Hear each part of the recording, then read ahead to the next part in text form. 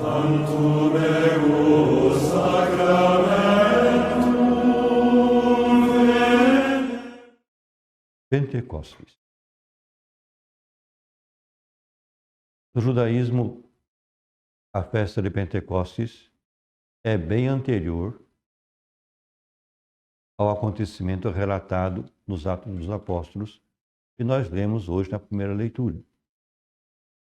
Inicialmente, Pentecostes era uma festa agrícola, a chamada Festa das Colheitas. Depois, com o andar do tempo e o caminhar do povo de Deus, esta festa tomou um outro sentido, de ser um evento histórico, com um sentido religioso, ou seja, uma festa para comemorar a promulgação da lei. Aquela lei que Deus deu a Moisés no Sinai, as 10 palavras. Então, por um bom tempo, Pentecostes era a celebração da promulgação da lei. Também foi chamado de Festa das Semanas. Festa das Semanas. Como assim? 7 vezes 7 dias. 7 vezes 7 dias. 7 vezes 7, 49. 7 semanas depois da Páscoa, Pentecostes. Para o cristianismo, Pentecostes é aquilo que nós celebramos hoje. O cumprimento da promessa que Jesus fez aos apóstolos de junto do Pai, enviar o Espírito Santo sobre eles, sobre a igreja. Portanto, para nós, Pentecostes é o dom do Espírito Santo feito à igreja. É o dom do Espírito Santo feito a cada um de nós. Às vezes a gente pode correr o risco de achar que os apóstolos que experimentaram Pentecostes, da forma como São Lucas relata no capítulo 2 dos Atos dos Apóstolos, foi um grande privilégio e que a gente gostaria também de fazer essa experiência. Não precisa ficar com inveja dos apóstolos. Não. O Catecismo da Igreja Católica, referência fundamental para a doutrina da Igreja, deixa claro para nós que no sacramento da confirmação ou da crisma, são os dois nomes para esse sacramento, o fiel recebe a plena efusão do Espírito Santo da mesma forma que os apóstolos receberam no dia de Pentecostes. Portanto, o dia da sua crisma, o dia da sua confirmação, foi o seu Pentecostes pessoal. Que bom que hoje a gente vive, experimenta essa celebração. Tem consciência do dia. Tem gente que comemora o dia da sua confirmação. Que bom! É muito importante. Lá no passado, nem sempre as pessoas recordavam o dia da sua confirmação. Muitas vezes, a pessoa era crismada bem criança. Digo isso por mim. Até a época de eu entrar para o seminário, eu não sabia o dia da minha confirmação. Mas, dentre a documentação para que um rapaz entre para o seminário, seja matriculado no seminário, se pede a certidão de crisma, além de outros documentos. Foi então que eu descobri que eu fui crismado no dia 15 de novembro de 1955. Eu tinha apenas 1 ano e 5 meses. Mas hoje eu sei que foi nesse dia que eu vivi o meu Pentecostes pessoal.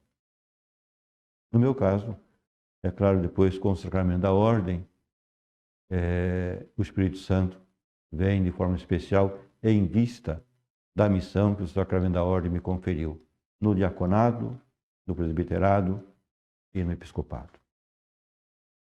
Então, a nossa crisma, a nossa confirmação é o nosso Pentecostes pessoal.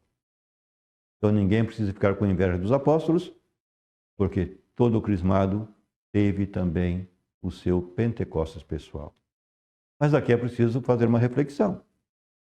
É preciso fazer um questionamento. Se eu recebi o mesmo dom, que é o Espírito Santo, como os apóstolos receberam em Pentecostes, por que eu não vivo tal como os apóstolos viveram? Por que não sou tão missionário como foram os apóstolos?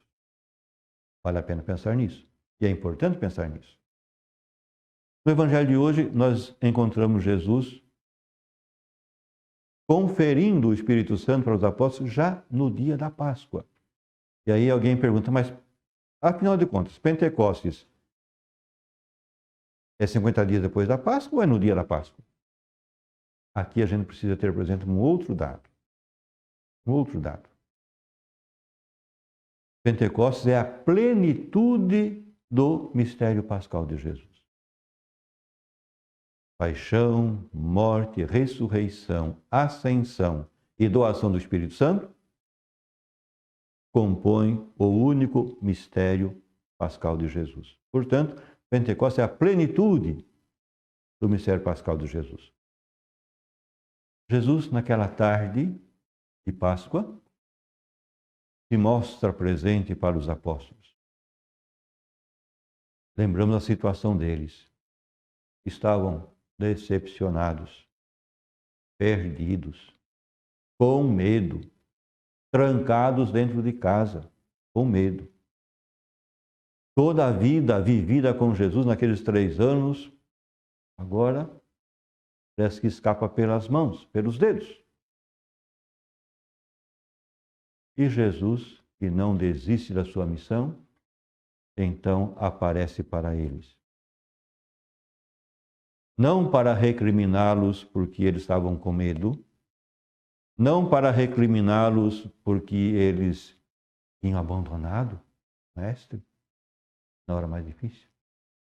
Pelo contrário, o ressuscitado vem para trazer a paz. Paz era o que eles não tinham no coração naquele momento. E o medo, insegurança, incerteza. E Jesus vem para dizer, a paz esteja com você. Esse é o ressuscitado. Esse é Jesus vivo, vencedor da morte. Mas Jesus não para aí. Jesus dá a eles uma missão. Assim como o Pai me enviou, eu vos envio. Ou seja, Jesus coloca os apóstolos de ontem e de hoje naquela mesma missão que vem do coração do Pai. Assim como o Pai me enviou, eu vos envio. Jesus não inventou missão, ele veio cumprir a missão que o Pai lhe deu. Então a missão é de Deus, a missão é do Pai. E Jesus vem e cumpre plenamente essa missão. E agora, como ele voltou para junto do Pai, essa missão precisa continuar no tempo e no espaço. E quem são os encarregados de continuar essa missão? Agora são os apóstolos. Os apóstolos de ontem, os apóstolos de hoje, nós, os apóstolos de amanhã. Nós não inventamos missão. Eu gosto sempre de dizer que a igreja não inventa a missão. A igreja continua a missão de Jesus. A missão dela é continuar a missão de Jesus, que é trazer vida, trazer salvação, trazer o perdão, trazer a paz. É isso que o ressuscitado faz. Toda vez que ele se aproxima dos apóstolos, dos discípulos, saúda-os, a paz seja convosco. E hoje, além de saudar com a paz duas vezes, ele dá o Espírito Santo e ainda diz que eles têm a missão de perdoar os pecados, dar vida nova. Depois de saudá-los com a paz, depois de dizer assim como o Pai me enviou, eu vos envio.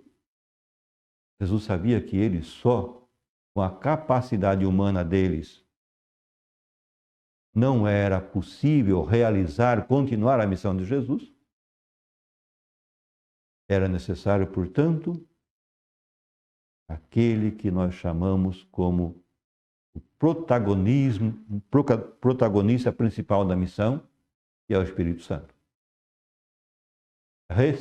Diz o texto do Evangelho de hoje, Jesus soprou sobre eles e disse: recebei o Espírito Santo. Esse soprar nos lembra um outro soprar de Deus lá no começo, no livro do Gênesis, capítulo 2, versículo 7, que narra a criação do homem. Quando diz, o autor sagrado diz que Deus modelou o homem com o barro da terra, soprou sobre as narinas do homem o sopro de vida, e o boneco de barro se tornou um ser vivente. Deus soprou o sopro de vida, o sopro da sua vida, sobre o homem que não ainda era vivente, e ele se tornou um ser vivente. Pois bem, no Evangelho de hoje nós estamos na nova criação.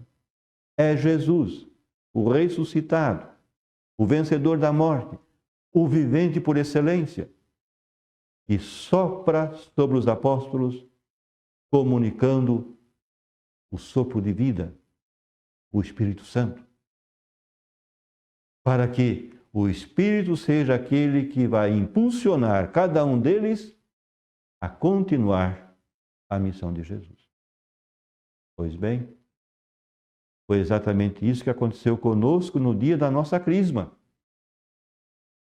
Cristo soprou sobre nós, dando-nos o seu Espírito, para que o Espírito Santo nos impulsionasse hoje e sempre a continuarmos a missão de Jesus no tempo e no espaço. Portanto, celebrar Pentecostes é celebrar compromisso, é celebrar disposição nossa em sermos fiéis a Jesus, em continuarmos a missão de Jesus no nosso hoje. Jesus nos quer assim e nos capacitou para isso, dando-nos o seu Espírito. Então, cabe a cada um de nós estarmos abertos, atentos a esse sopro do Espírito. E termos coragem, de fato, de nos deixarmos conduzir por esse Espírito de Deus, que habita em nós, que nos impulsiona. Ainda hoje de manhã, eu refletia sobre isso e pensava na minha disponibilidade diante da ação da graça de Deus na minha vida.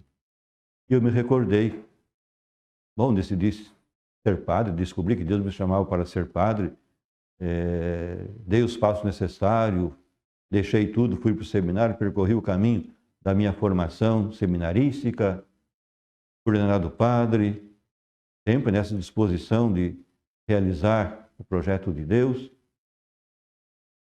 Mas um certo tempo da minha missão de padre, eu me perguntava, mas será que eu estou de fato disposto a tudo o que Jesus quer de mim? E isso me fez refletir um bom tempo. Lá pelos inícios do terceiro milênio, 2001, 2002, 2003, eu me lembro que eu me fazia essa pergunta. Eu, de fato, tenho coragem de estar disposto para o que Deus quer de mim, para o que Cristo quer de mim no meu ministério?